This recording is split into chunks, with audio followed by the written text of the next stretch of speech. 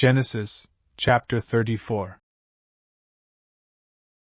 Now Dinah the daughter of Leah, whom she had borne to Jacob, went out to see the daughters of the land. And when Shechem the son of Hamor the Hivite, prince of the country, saw her, he took her and lay with her, and violated her. His soul was strongly attracted to Dinah the daughter of Jacob, and he loved the young woman and spoke kindly to the young woman. So Shechem spoke to his father Hamor, saying, "Get me this young woman as a wife." And Jacob heard that he had defiled Dinah his daughter. Now his sons were with his livestock in the field, so Jacob held his peace until they came. Then Hamor the father of Shechem went out to Jacob to speak with him. And the sons of Jacob came in from the field when they heard it, and the men were grieved and very angry, because he had done a disgraceful thing in Israel by lying with Jacob's daughter, a thing which ought not to be done. But Hamor spoke with them, saying, "The soul of my son Shechem longs for your daughter. Please give her to him as a wife, and make marriages with us. Give your daughters to us, and take our daughters to yourselves. So you shall dwell with us, and the land shall be before you. Dwell and trade in it, and acquire possessions for yourselves in it." Then Shechem said to her father and her brothers, "Let me find favor in your eyes, and whatever you say to me I will give. Ask me ever so much dowry and gift, and I will give according to what you say to me. But give me the young woman as a wife." But the sons of Jacob answered Shechem and Hamor his father, and spoke deceitfully, because he had defiled Dinah their sister. And they said to them, "We cannot do this thing, to give our sister to one who is uncircumcised, for that would be a reproach to us.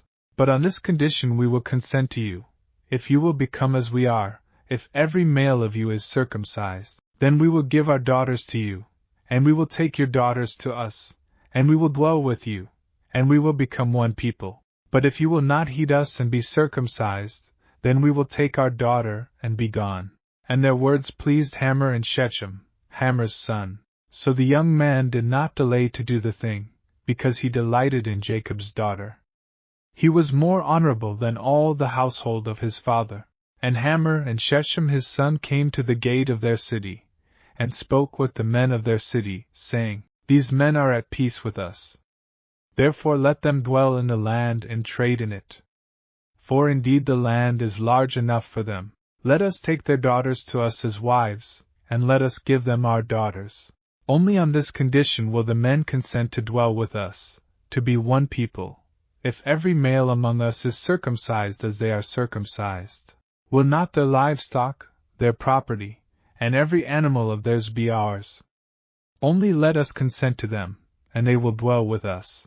And all who went out of the gate of his city heeded Hamor and Shechem his son. Every male was circumcised, all who went out of the gate of his city.